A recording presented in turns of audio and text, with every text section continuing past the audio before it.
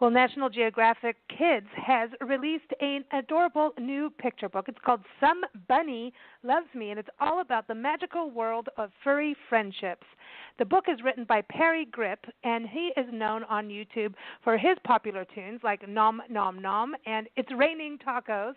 And actually, he's got his YouTube channels over like 140 million views.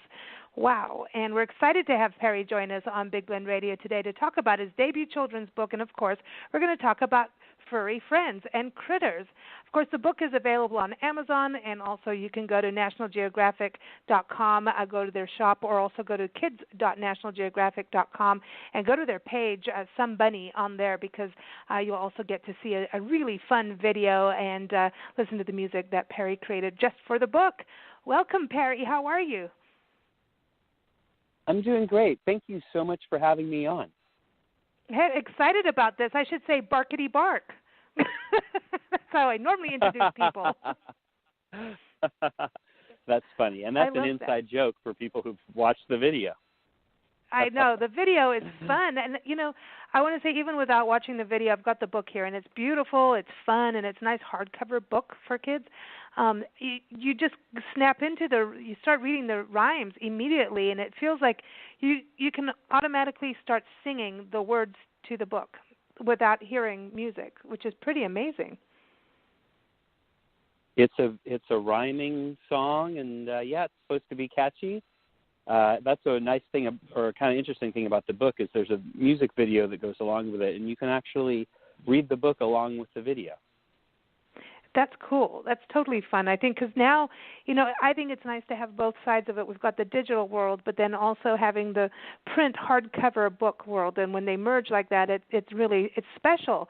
I wanted to ask, what led you to, you know, create your first children's book?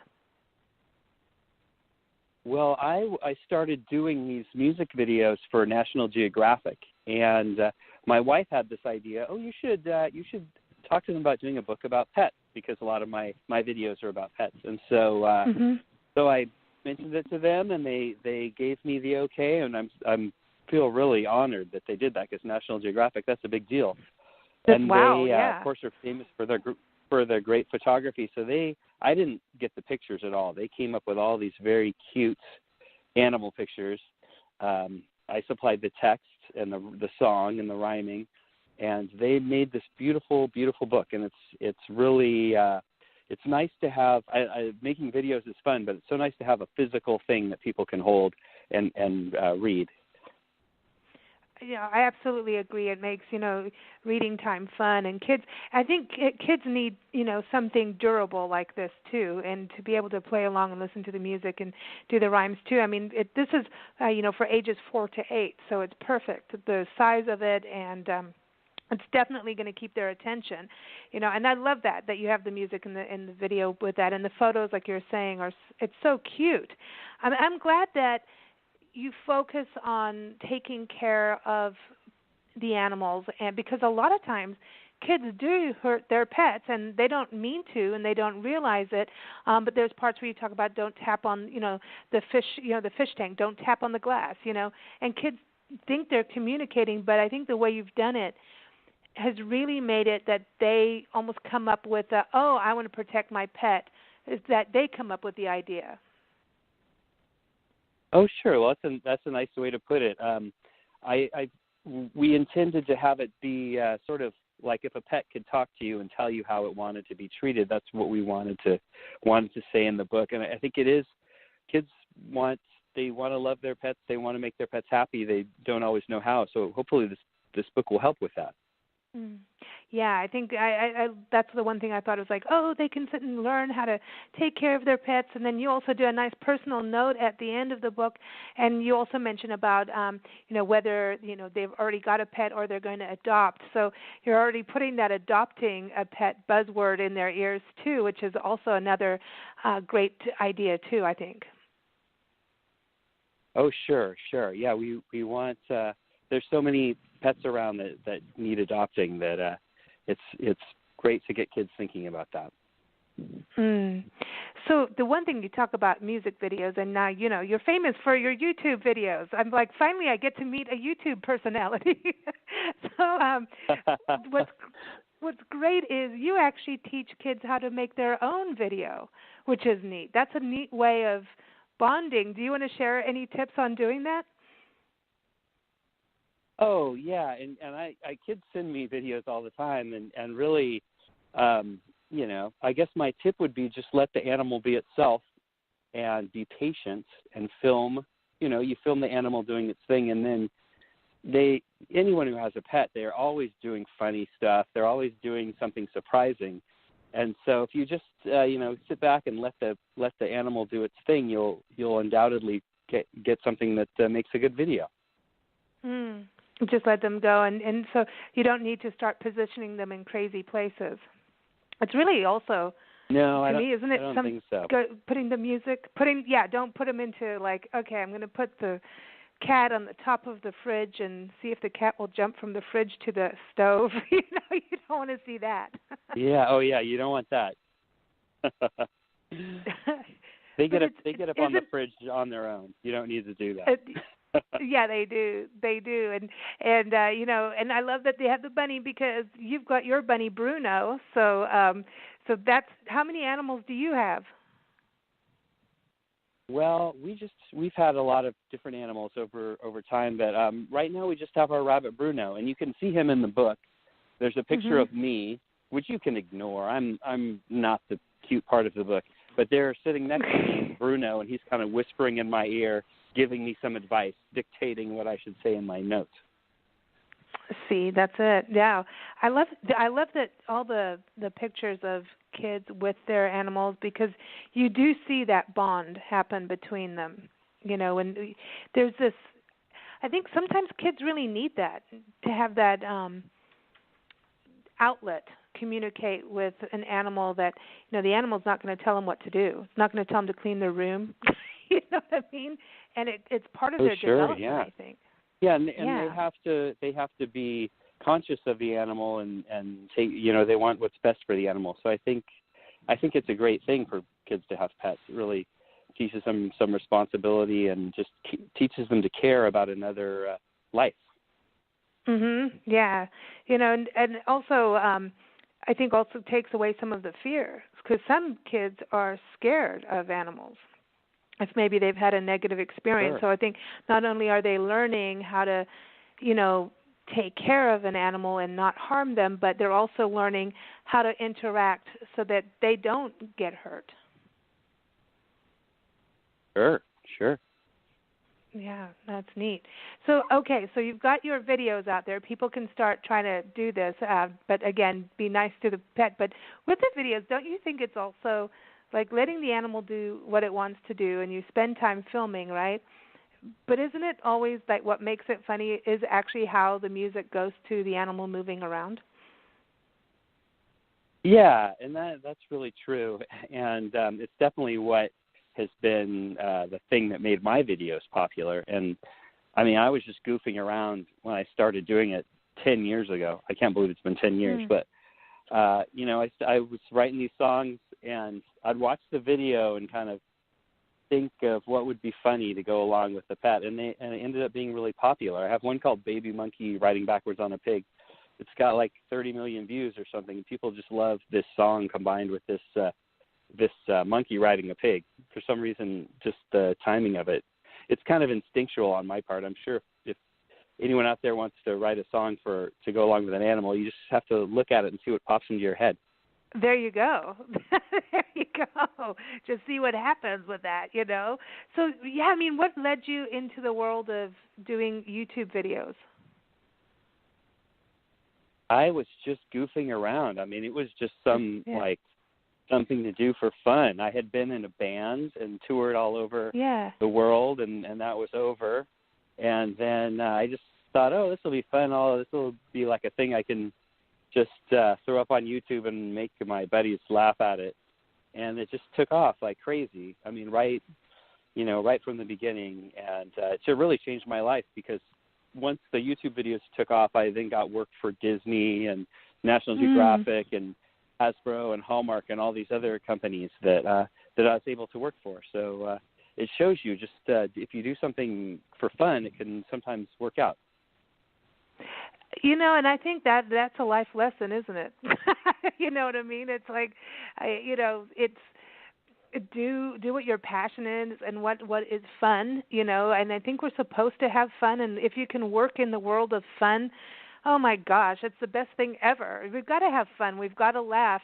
Do you see adults kind of loosen up with your videos, and because I think we need to. We need it. We need all this humor. Yeah, I get a lot of emails about that, like, oh, this was a great distraction, or like I was feeling down and I watched this thing and it's so ridiculous that it got my mind off of stuff. And that's the great thing about animals. They're sort of non like they don't have all this baggage that a person has, you know what I mean? Or like humanity has. They're just do their own thing. And so I think that's a great I also sing a lot about food, which is also another thing that's a good distraction. Yeah, there you go. That's a fun thing. Now, okay, so now I've got to ask, are you still in the punk band Nerf Herder? Because Nerf Herder is like the best band name ever. We still play every once in a while. It was a job for a while, and now it's just a thing we do for like the four of us to get together and do something fun. We'll play a show every once in a while.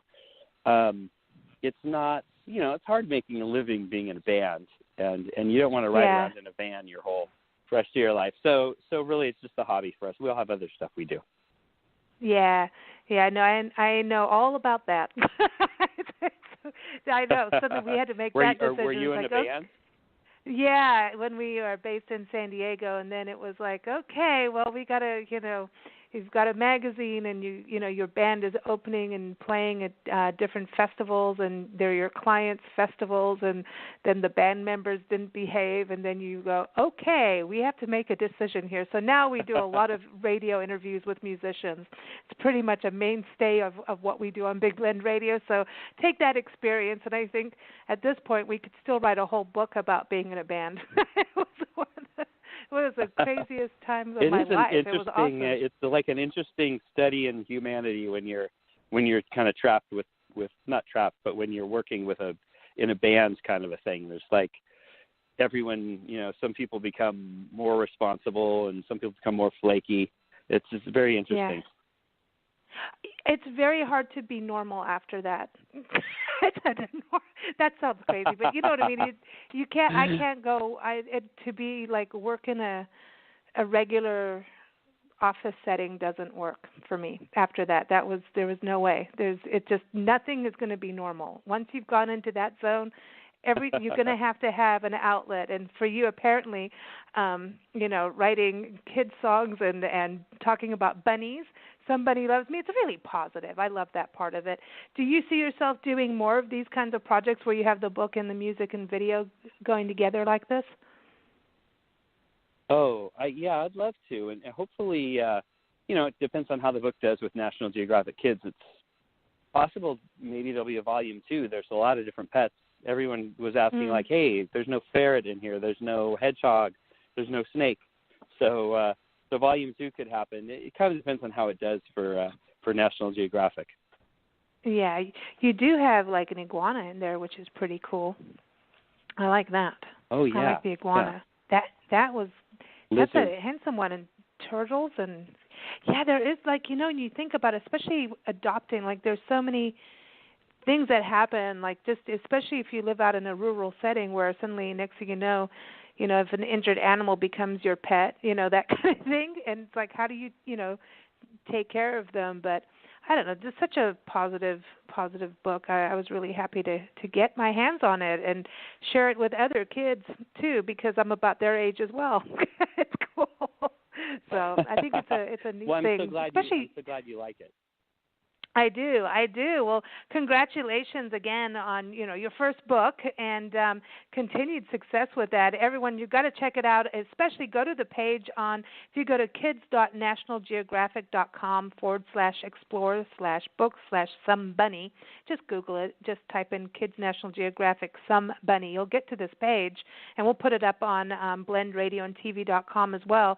But not only you can listen to the song, and then you have that whole interactive experience, but there's all these quizzes and pet trivia on that page too. So they've packaged this whole neat thing for kids to, they could be busy for a while with it. It's good for spring break. Oh yeah.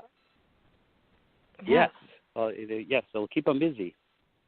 Yeah, everybody. So it's a great gift idea, and especially if you're going on a road trip, as we always recommend people do and their families. This is a good book for the kids in the back seat, and they can sing it, and then the entire family can sing it for their entire cross-country road trip. How about that, Parry? I think that's how it should happen. That sounds like fun. I want to do that. Yeah, what instruments should the parents get too, so they could get along with that? A trumpet or something? Maybe some drums for the parents. That'd be great. Bring a ukulele. Ukulele is a great thing to carry. I always have one in my car, so you can always play one of those. I may have to start up the band again. We'll get in our van, and I'll make those guys sing this song and read the book.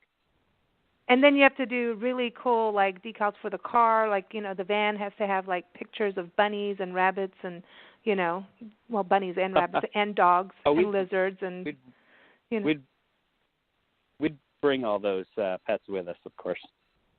Oh, that's it. It'd just be the animal house going across country. I like it.